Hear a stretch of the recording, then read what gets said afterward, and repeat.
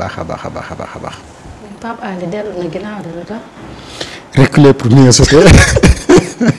kenn terewu ko. waaw xale yi kenn sa saa dóor kenn ko seppi par benn ñoo ko sa seppi rek mu changé. waaw kenn. salma bi gaaw na de dindiwaat tuuti mais ba c'est leeral. intéressant dans le débat. waaw. vous avez une population aujourd'hui avertie. soit da ngay xonq wala nga bële. waaw mais yow da ngay tergiverser rek. boo fi nekkee bëgg a dugal ay français yoo xam ne foog ne gars yi comprendre nañ. ah mais. dañ lay jëli ca kaw. danañ la pousser ba li nga wax leer. moo tax waaw. li mu bindoon démb moom c'était flou. c'était très flou alors que ku xam Pape Alé Niang xam ko ci nit ku xamante ni ay idéem da koy wax nii défendre ko mais depuis pas mal de temps nag. Pape Alé cuubu na de xaw ma nag. waaw ne dindi na bu woon démb def. ca non day leer nee na sëllee ijo xaw ma lee lan ak lan ñooy xalaat ni moom ma ne ko saa waay fii ijo amul ko des wax ngeen leerut rek. gis nga ñoom instant ngom yi ngeen gis ak ñoom avatar ak ñoom rintom comme ay marcheur blanc ah xoolal. waaw dañ lay rëkk ba nga sotti. non dañ lay tuccee ba faw nga gis nga li ngay wax. waaw na leer naññ. mais balaa ñoo dugg Marita. waaw démb bi dama fi defoon benn cri de cœur. mooy gars yi tax woon. dem waaw dinañ ci ñëw gis naa leen ministre bi bale na leen bañ set bi. dinañ ci ñëw waaw nañ ci ñëw loolu tam ci la bokk nañ dugg ci Pape Alé rek ci coppeeku gi ba pare. changement en fait les gens n'ont pas compris son message. pour quelqu'un qui a l'habitude de dire les choses clairement. nga nekk ci dans li ñuy wax clair obscur nit ñi dañ lay interpeller. Sénégal looloo tax Sénégal tu as l'impression que dëkk bu métti la mais du dëkk bu métti c'est que tappale gi ñu tàmmoon moom la Sénégalais yi jóg léegi ne na dañ. moo tax quand tu as l'impression que dëkk bi dafa métti dafa bari wax dëkk bi bariwul wax de les esprits sont devenus beaucoup plus critiques. loolu moo tax tu as l'impression que dëkk bi. wax non lu ñu wax rek am na lu tax ñu wax. te nag xam nga lu ñuy bañ. bàyyi ba mu romb ñu naan waroon nañ cee wax. moo tax loolu mooy tey un peu le charme de ce pays-là les gens sont très critiques les gens sont très informés les gens sont bien avertis looy wax rek. na leer. xam nga gars yi léegi lan la ñuy imposer. sujet verbe complément avec un vocabulaire clair. et net buñ ko comprendre ñu jël seen décision. loolu moo tax nag ay complément d'objet direct. waaw ay pas ay complément d'objet indirect. déedéet boo ko fi indirect ñu kii ko. moo tax nag moi j'apprécie énormément ce qui est en train de se passer dans ce pays-là parce que dañu nekk ci benn phase boo xam ne il faut mu am bruit il faut mu am coow il faut que mu am ay parce que il faut changement c'est toujours comme ça. un changement toujours dafay accompagné de séisme comme on dit. entre guillemets day am. lu ñoo xam ne dañ koy dagg loolu nag il faut mu métti ci ñi nga xam ne dañoo amoon habitude nekk ci tappale. c'est juste ça dégg naa la dem nga wax lu am solo. muy lan. xam nga déboîtement xam nga ko. waaw mooy lu summeeku. waaw summeeku xam nga dañ koy delloo. mooy jubbanti bi. day métti de. xam nga diggante boobu borom mën naa yooxu bu am na nu mu defee sax mën naa saw. da ngay yuuxu ba doo am rongoñ. dëkk bi nag foofu la toll moo tax sàmm démb bu ma ko déggee mu ne non yooxu bi nii. bu amul woon day xam ne jubbante amul. yàlla xam na ko. waaw parce que fu ñuy jubbantee rek. mooy neexul baykat yi dafay métti. moo tax il faut que ñu xam ne dañu nekk di jubbante et aujourd'hui jubbante bi bu ñu foogee ne ñi nekk au sommet rek ñoo koy def. déedéet affaire de mindset la. ñëpp a koy defandoo. ku ma sax xam Pape Alé ci def benn poste reculé. kenn tey bu ñu demee nag ba jamono toll foofu Pape Alé def poste di ñëw di repréciser. mooy que ni fi mu toll nii nag gars yi dañu exiger un discours clair. simple. limpide. court clair concis. ñëpp gars yi di waxee en communication les 3C. donc jarul ngay tëb di dem ci 4C ak 5C yi di ko compliquer. yamal ci 3 yi rek court clair concis. waaw. su ko defee nit ñëpp dégg la comprendre rek xam ne lii nga bëgg a wax. te fi ñu toll ci penc mi nag. dañuy tere nga ñuul guddi weex bëccëg. moom kay dara melokaan wi rek ngay mel. top comme sama waaja moo bëgg ci ndab li rek. moom carotte. waaw lii moo tax ma fonk ko de. waaw moom de léppam xonqal. carotte moom dara changé ci couleur bi rek. top fan yii dama doon jiite. foo ko dugal génne it moom. fan yii dama doon jiite sama doom yi. ma pare ki ci gën a tuuti ne ma papa ni ngay taree dafa gaaw trop. waaw jar na ma nafariwaat. articulé waat. gën a tu vois c'est ça monde boobu lañ nekk. nit ñi dañu xam ba pare te amuñu gêne pour def le remarque. quand benn xale bu am 5 ans nga julli ba pare mu ne la papa sax li nga doon taree dafa gaaw ba tey ah da lay wër na la ne bés boo juumee ci saar yi dana ne la papa dama nga yàq te loolu yow. en plein julli mu ne la subhanallah. waaw léegi nag yow en tant que père de famille da lay pousser ngay gën a nafar et loolu mooy defar société quand les esprits sont critiques dans un sens positif léegi pratique yu bari dañ koy bàyyi.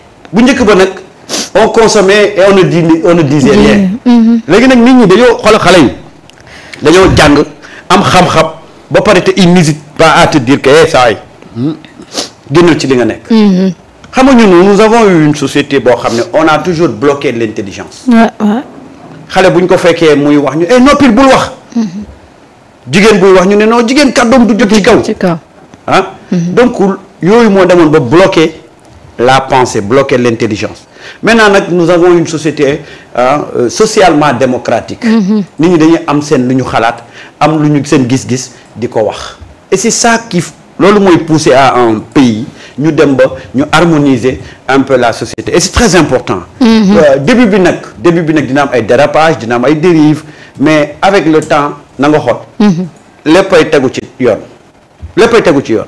parce que nous avons besoin d'une société boo xam ne day am respect mutuel. ñi ci kaw respecter ñi ci suuf déggal ñi ci kaw. ci kaw nag muy tegu ci yoon.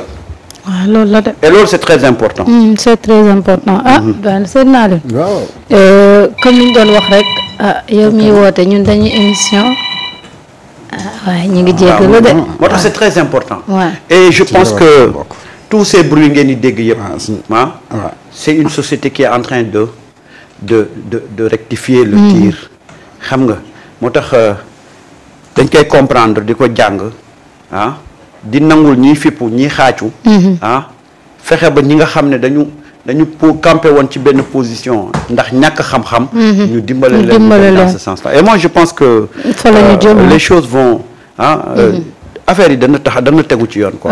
mais depuis pas mal de temps non seulement ci poste bi nga xamante ni sax des na leer le fait nga ni nañu protéger suñu ay institutions donte li xewoon 2021 métti na mais RTS tamit à un moment donné dañ dem ba rupture bi ñu wootee dafay coûter cher nguur gi parce que bëri na ay opposants yoo xam ne dañ leen fay dalal lu ne lañ fa yegg ci foofu la ñu njëkk saagee le premier ministre jaarale ko ci micro bi nga xam ne tàndroon nañ ko kenn alors rupture est-ce que rupture boobu en fait du mujj doon xal bu tàng sax dellu lakkaat leen. alors man nag j'ai pas de problème si ñu inviter l'opposition à la RTS parce que dama gis ne lu normal la. mais ban opposition ngay war a inviter. le choix RTS. il faut que les gens yi nga xam ne dañuy jaar RTS yëpp ñu nekk des personnalités.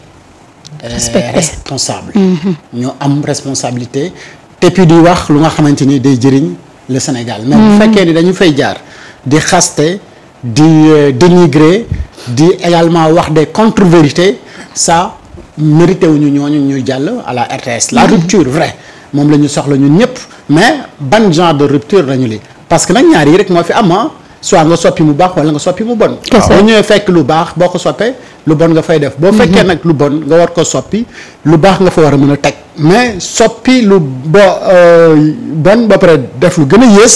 loolu moom yàlla nañu si yàlla musal. te ñun ñëpp on est conscient xam nañ ne li fi amoon dara baaxu ci woon. donc rupture normalement dafa war a am.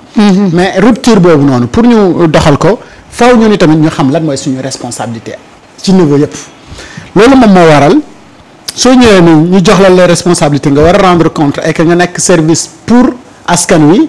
boo defee benn faux pas askan wi dañu la koy wax. et aujourd'hui soxlawuñ une communication ambiguë. ñu soxla une communication très claire. moo tax bu fekkee ni da nga ñëw bëgg ñu wax benn mbir non c'est vrai li xew mars 2021 ba mars 2024. mais ñun Sénégalais yëpp xam nañ qu'est-ce qui s'est passé xam nañu. fan la ñu traversé. alors c'est vrai loolu am na fii mais il faudra protéger nos institutions lan nga bëgg a wax il faut nous dire les choses clairement ñu mën a xam exactement yow lan nga wax mais tey bu fekkee ni yow da nga def une communication ba aujourd'hui les gens comprennent autre chose. tout le temps dama koy wax en communication le récepteur n'est jamais fautif. déedéet.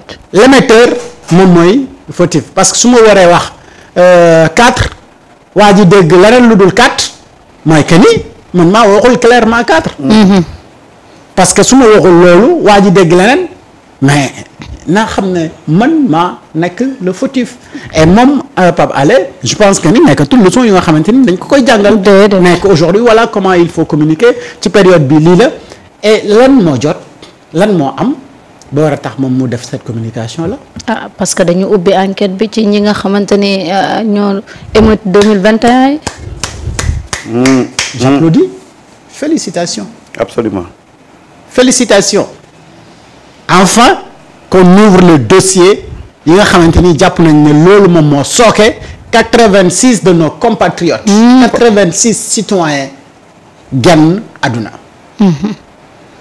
loolu moo waral yàqu-yàqu yu bëri am enfin ñu gis ñi nga xamante ni ñoom ñoo doon torturer.